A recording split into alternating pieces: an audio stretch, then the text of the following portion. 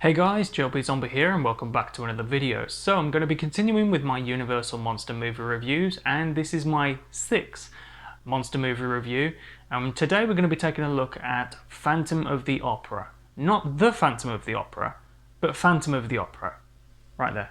Up until this point, Universal Studios had distributed many classic monster movies, and so the company thought it was time for a remake. They would eventually end up making a remake of one of their most successful silent horror movies. That of course would be The Phantom of the Opera. So of course in 1943 we saw the release of Phantom of the Opera, directed by Arthur Lubin. The 1943 film is very loosely based on Gaston Leroux's original story of The Phantom of the Opera, and it's also very loosely based on the 1925 film version starring Lon Chaney. Now, of course, I will be bringing that version up a lot in this review, so I'm obviously going to say it just right now. The 1925 version starring Lon Chaney Sr. is, of course, the best version of the story. It's the best film adaptation. Lon Chaney's performance in that movie is truly unforgettable. You will never forget that face. No one really remembers what the mask looks like. It's the face. You will never forget that unmasking scene or his face in that movie. But I'll discuss that later on in this review when I actually cover the unmasking scene in this movie. Now, what I love most about Universal monster movies is that they usually tend to reuse the same actors. And of course, coming straight from The Invisible Man and briefly in The Wolfman, we have Claude Rains in this movie playing the Phantom. Claude Rains plays Erique Claudin, a violinist who becomes dismissed from the Paris Opera House after revealing that he is losing the use of his fingers on his left hand. Claudin also has used all his money to anonymously fund voice lessons for a woman named Christine, whom he is devoted. In an attempt to earn money, he submits a piece of music for publication. After not hearing about it for weeks, he returns to the publisher to ask about it. When asked to leave, Claudin hears his music being played, and he is convinced his music has been stolen. You've stolen my music! In a fit of rage, Claudin strangles the publisher, but is caught by the publisher assistant, and she throws acid in Claudin's face, causing him to become hideously scarred and become the Phantom of the Opera. Now, originally, the idea for a remake spawned back in 1935, and the concept for the remake I find to be very, very interesting. The story would revolve around the Phantom as a psychologically wounded World War I veteran who believed he was disfigured, but in reality was actually unharmed. But unfortunately, with financial issues lurking right round the corner, this concept was put down. Now, the 1943 movie of Phantom of the Opera went through absolute production hell. In 1941, an idea for the remake spawned yet again. This time, the story would revolve around the Phantom as Christine's father, and the original casting choice for the Phantom would have been Boris Karloff, but unfortunately he was unavailable at the time. But it doesn't stop there, unfortunately. Even Cesar Romero was considered for the role at one point, but again, that idea went out the window. Finally, at the end of it all, a new screenplay was written, and Arthur Lubin almost immediately cast Claude Rains in the role of the Phantom, claiming that he was his only choice to play the role. And eventually, filming began on Universal's Phantom of the Opera on January 21st of 1943. Now, what's great about this movie is that this was Universal's first film to be shot in Technicolor, one of Universal's first monster movies to be shot in Technicolor anyway. And if you are going to watch the film, I'd highly recommend watching the Blu-ray. The colours are so vibrant and the transfer looks absolutely beautiful. Mwah, it's perfect. Now, whilst I'm on the topic of the Blu-ray, I do have to say one thing. I have heard many people say that they would also have liked to see the 1925 Lon Chaney version in the Essential Collection as well. And I do agree with that. I would have liked to have seen it as well. There was the Spanish version of Dracula that was included in the Essential Collection, so why not the 1925 Lon Chaney Phantom? The movie is a Universal movie, and it's in the public domain, so I don't see why it couldn't have been included. But with that little nitpick aside, it is fantastic to see all of the Essential monster movies given the Blu-ray treatment and the Blu-ray restoration. They look absolutely fantastic.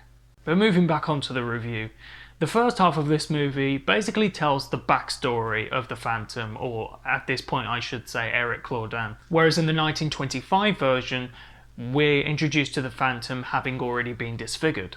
In this movie, Claudin, before becoming the Phantom, is portrayed as a tragic and harmless character. Because he's anonymously been funding Christine voice lessons, Claudin is living in a private room and isn't able to give his landlady the rent, and whilst being dismissed from the opera house, he isn't living his best life. Now what I don't quite, you could call this a nitpick if you want, now what I don't quite understand is the total switch. Okay, so at one point in the movie, Claudin overhears his music being played and he just goes into a fit of rage and strangles the publisher. Now, I personally don't think that suits his character. He goes from being this innocent, harmless, gentleman type character, even, I guess you could say, a hopeless romantic, to then being just a crazy psycho type character. And if I'm being completely honest, I much prefer Claudin. I prefer his character before he becomes the Phantom. But there is no doubt about it, when Claude Rains actually becomes the Phantom and he's lurking around the opera house, running around with his cape and hat, he is amazing. Claude Rains cannot do no wrong. He is an absolute fantastic actor.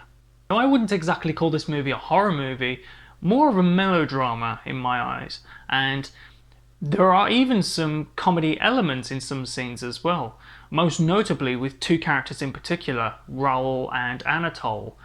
Whilst watching them on screen together, they really work well with each other as actors and characters. And whilst watching those two characters together, they really gave me some Abbott and Costello vibes, which is really fitting because director Arthur Lubin had actually directed some Abbott and Costello pictures. Interesting to note that Nelson Eddy, who played Anatole, was actually an opera singer. He performed opera, and it really does show in this movie. He was a singer as well as an actor. He really shines in this film. And there's also a scene in the film where the Phantom steals a bust of Christine that Anatole made for her. And interesting to note, Nelson Eddy actually sculpted that bust of Susanna Foster, who plays Christine. Apparently sculpting was one of his hobbies, so that came into great use, of course. Susanna Foster, who plays Christine in this movie, also really shines. She has an absolutely wonderful soprano voice. And what's interesting to know is that shortly after Phantom of the Opera, Susanna Foster actually gave up her acting career. Her final picture was for Universal in 1945. Now, as we all know, Universal Pictures never shied away from making sequels. So, there was a sequel that never was for the Phantom of the Opera, excuse me. The film will be titled The Climax, and the story would follow Christine, once again played by Susanna Foster, and Anatole, again played by Nelson Eddy. And of course the film would see the return of the Phantom, indicating that the character survived the catacombs caving in on him at the end of the first film. But the sequel wasn't to star Claude Rains, and instead Boris Karloff, Universal's original choice for the 1943 film. But of course the sequel was cancelled due to story problems and the availability of Claude Rains. But Universal had a trick up their sleeve and they managed to rework the sequel entirely so it would not tie in with the first film and it would be its own separate movie. The film would still be called The Climax and would still star Boris Karloff and Susanna Foster. Now, of course, a staple of the Phantom of the Opera is the unmasking of the Phantom by Christine. Obviously, the 1925 version will always be the superior unmasking of the Phantom. You never seem to forget Lon Chaney's face once you see it unmasked. The 1943 version is pretty good for what it is. Claude Rains' portrayal of the Phantom is definitely the less disfigured, shall we say. But let's take the 1925 version aside and the 1943 version aside. My second favourite unmasking scene of the Phantom comes to us in 1989 in The Phantom of the Opera, starring Freddy Krueger himself, Robert Englund. In this scene, or in this movie rather, The Phantom doesn't necessarily wear a mask, but instead he wears pieces of his victim's skin to resemble a mask to hide his burnt face. So, of course, there's a scene where he's unmasking himself in the mirror. He's surgically, and it's a grisly sight, he's surgically removing pieces of his victim's skin off his face, peeling it away to reveal his burned face, his true form underneath. But it doesn't stop with just skin. He takes out false teeth, takes off a nose plate, and at the end of it all, rips off the skin to reveal his burned face. So let's think about this. If Freddy Krueger and Leatherface were to raise a child, you'd get the Phantom. Before wrapping up this review, I have to mention the Opera House. Stage 28, also known as the Phantom of the Opera stage, was originally built for the 1925 film and was the first steel structure set built on the Universal backlot. According to Carla Lemley, it was an exact replica of the real Paris Opera House. Years later, it was reused for the 1943 remake and many more productions after that. But unfortunately, in 2014, the set was demolished in order to make a Harry Potter attraction. And unfortunately, I find that to be such a shame, because if that movie set was still standing today, it would be the oldest movie set. Bloody Harry Potter. But here are my final thoughts on Phantom 43. Overall, no film adaptation of the Phantom of the Opera can compare to the 1925 Lon Chaney version.